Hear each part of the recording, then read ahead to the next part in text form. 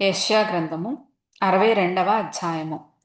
సియోను నీతి సూర్యకాంతి వలె కనబడు వరకు, దాని రక్షణ దీపము వలె వెలుగుచుండు వరకు, సియోను పక్షమందు నేను మౌనముగా ఉండను, యెరూషలేము పక్షమందు నేను ఊరకుండను. జనములు నీ నీతిని కనుగొనును, రాజులందరూ నీ మహిమను చూచెదరు. యెహోవా నియమింపబోవు క్రొత్త పేరు నీకు పెట్టబడును.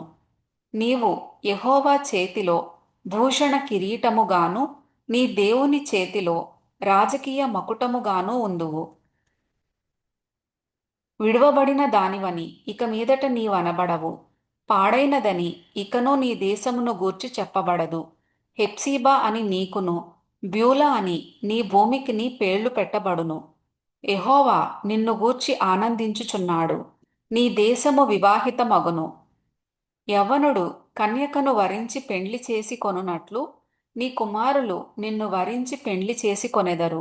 పెండ్లి కుమారుడు పెండ్లి కూతురిని చూచి సంతోషించునట్లు, నీ దేవుడు నిన్ను గూర్చి సంతోషించును. యెరూషలేమా, నీ ప్రాకారముల మీద నేను కావలి వారిని ఉంచియున్నాను. రేయైనా పగలైనా వారు మౌనముగా ఉండరు. యెహోవా జ్ఞాపకకర్తలారా, విశ్రమింపకుడి. ఆయన యెరూషలేమును స్థాపించు వరకు, లోకమంతటా దానికి ప్రసిద్ధి కలుగజేయు వరకు ఆయనను విశ్రమింపనీయకుడి.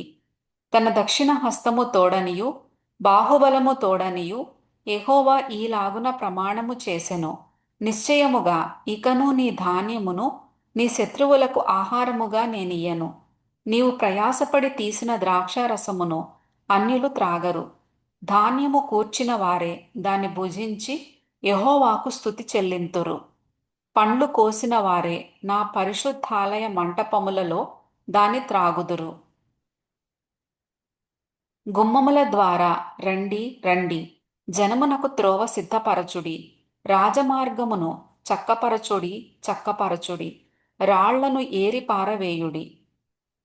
జనములు చూచునట్లు ధ్వజమెత్తుడి. ఆలకించుడి. భూదిగంతముల వరకు యెహోవా సమాచారము ప్రకటింపజేసియున్నాడు. ఇదిగో, రక్షణ నీ యొద్దకు వచ్చుచున్నది. ఇదిగో, ఆయన ఇచ్చు బహుమానము ఆయన యొద్దనే ఉన్నది. ఆయన ఇచ్చు జీతము ఆయన తీసుకొని వచ్చుచున్నాడని సియోను కుమార్తెకు తెలియజేయుడి. పరిశుద్ధ ప్రజలనియు యెహోవా విమోచించిన వారనియు వారికి పేరు పెట్టబడును.